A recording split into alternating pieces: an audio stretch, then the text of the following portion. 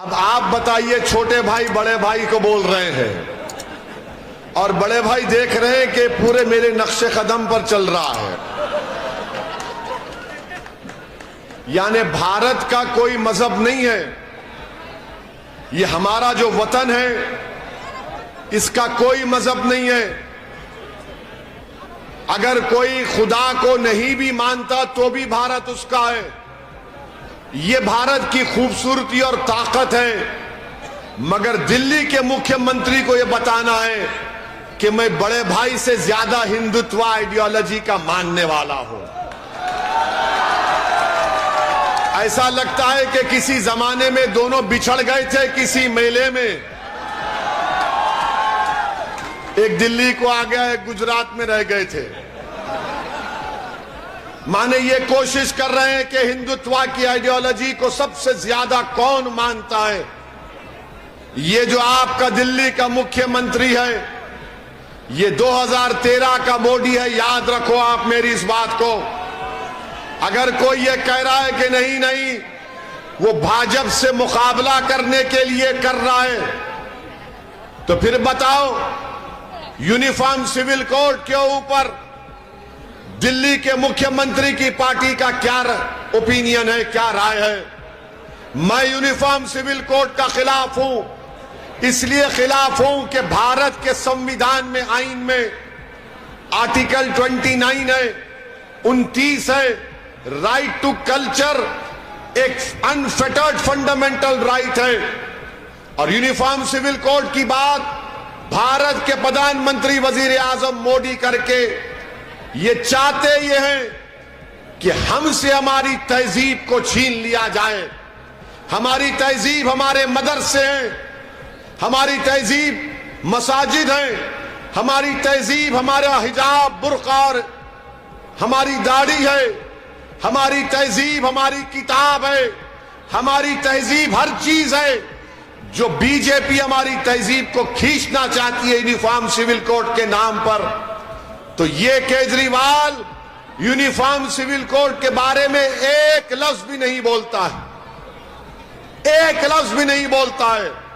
और जो लोग ये कहते नहीं इसमें हिकमत है, अच्छा हिकमत है तो ये बताओ बिल्किस बानो के ऊपर केजरीवाल क्यों नहीं बोलता?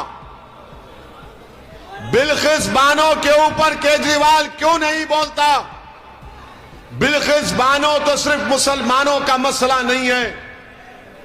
और अगर कोई नहीं जानता बिल्किस बानो कौन है, तो बिल्किस बानो को 2002 में 6 महीने की प्रेग्नेंट थी, 3 साल की बेटी थी, साथ में अपने खानदान के 7 या 8 लोग थे।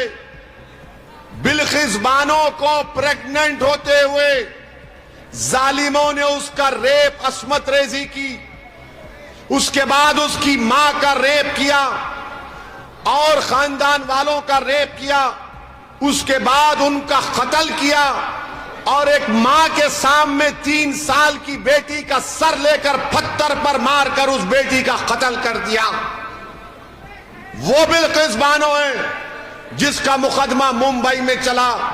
और वो बिल्किस बानो पर जुल्म करने वालों को नरेंद्र मोदी की सरकार 15 अगस्त को, जब हम आजादी का अमृत उत्सव मना रहे थे, हमारे मुजाहिदीन आजादी को खिराज अकीदत पेश कर रहे थे, तो बीजेपी के नरेंद्र मोदी और अमित शाह ने गांधी को खिराज अकीदत पेश नहीं किया, मौलाना आजाद को खिराज अकीदत पेश नहीं किया, अल्लामा फजल खैराबादी को खिराज अकीदत पेश नहीं किया, महमूदुल हसन को खिराज अकीदत पेश नहीं किया।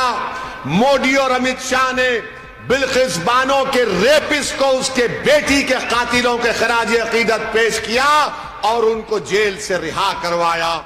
मैं आज भी पूछ रहा हूं, बताओ केजरीवाल, बिल्किस बानो के बारे में तुम्हारी क्या राय है?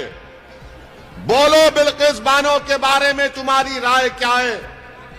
दिल्ली के डिप्टी चीफ मिनिस्टर से पूछा गया, तो उन्हें पूछा गया बिल्किस बानो के ऊपर, तो कहा हम स्कूल बनाते हैं।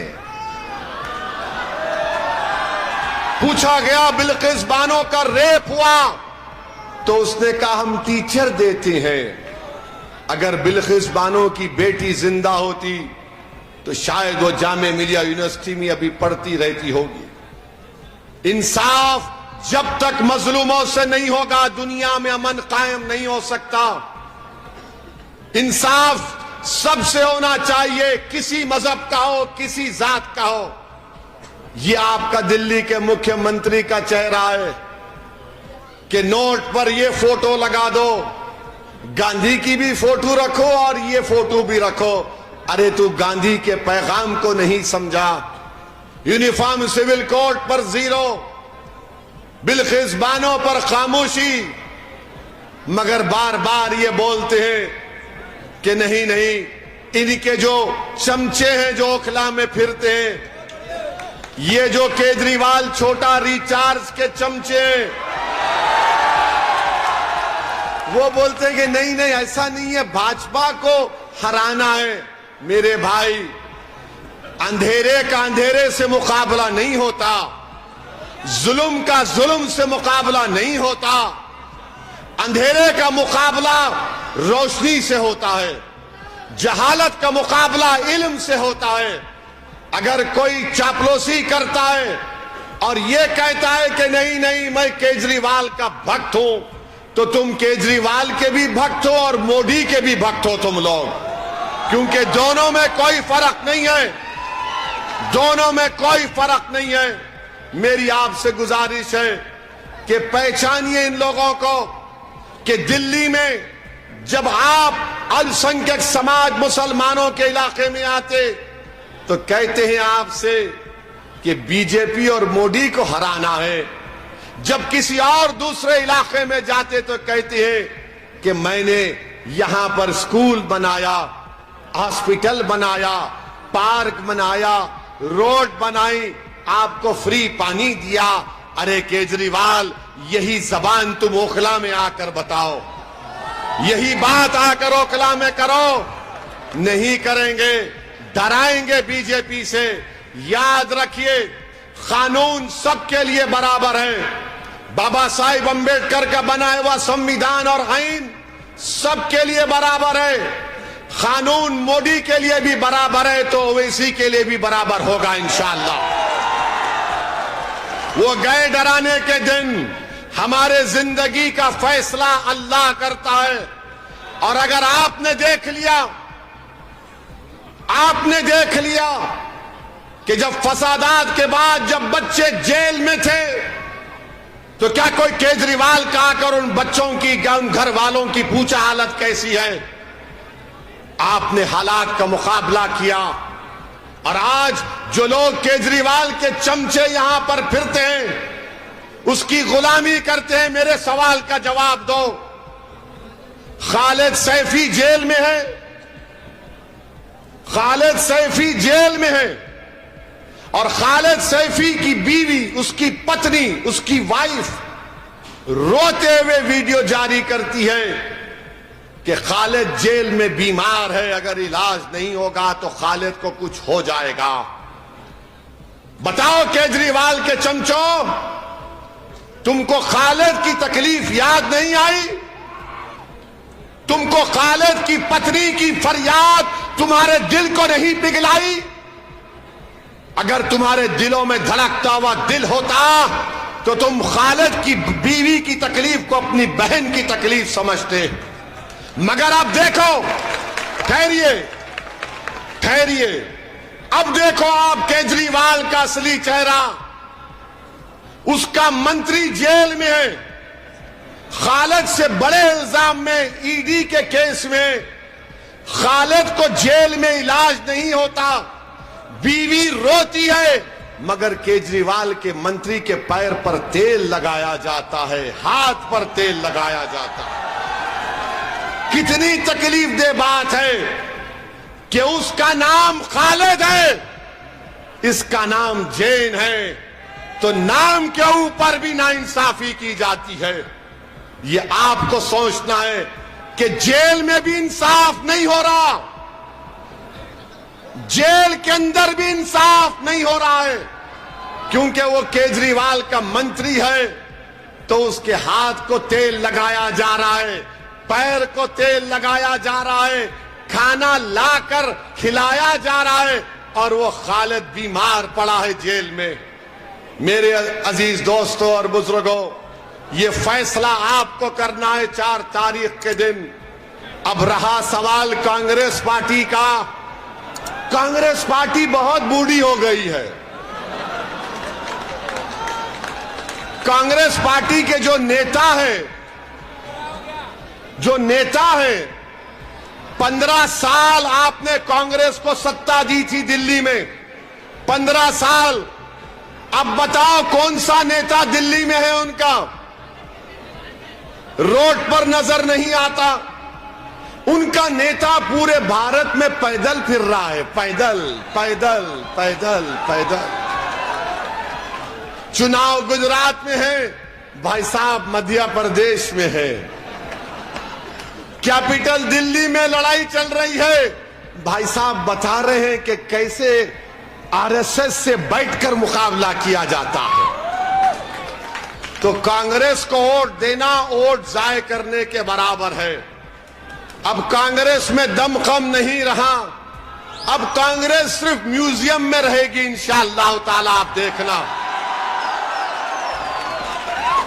कांग्रेस अब म्यूजियम में नजर आएगी। हमारे अब्बा थे, दादा थे, परदादा थे, ये इनकी फोटो है। वो उस जमाने में ऐसा करते थे। अबे तू क्या कर रहा है? ने मैं फोटो लगा के खुश हूं दादा की। ये कांग्रेस पार्टी है। तो आपको लड़ने वालों की जरूरत है, ओखला से इंसाफ करने वालों की जरूरत है। और हमारा ये भाई आरिफ सैफी आपके सामने खड़ा है। 5 साल पहले आपने वोट नहीं दिया, ये आज भी आपके सामने आया है। आपसे अपील कर रहा है कि ओखला के लिए आप मजलिस को कामयाब करिए। ओखला के कचरों को साफ करने के लिए आप मजलिस को कामयाब करिए। और कचरे 2 किस्म के हैं। कचरा 2 किस्म का होता है, 2 type, 1 political garbage, 1 actual garbage.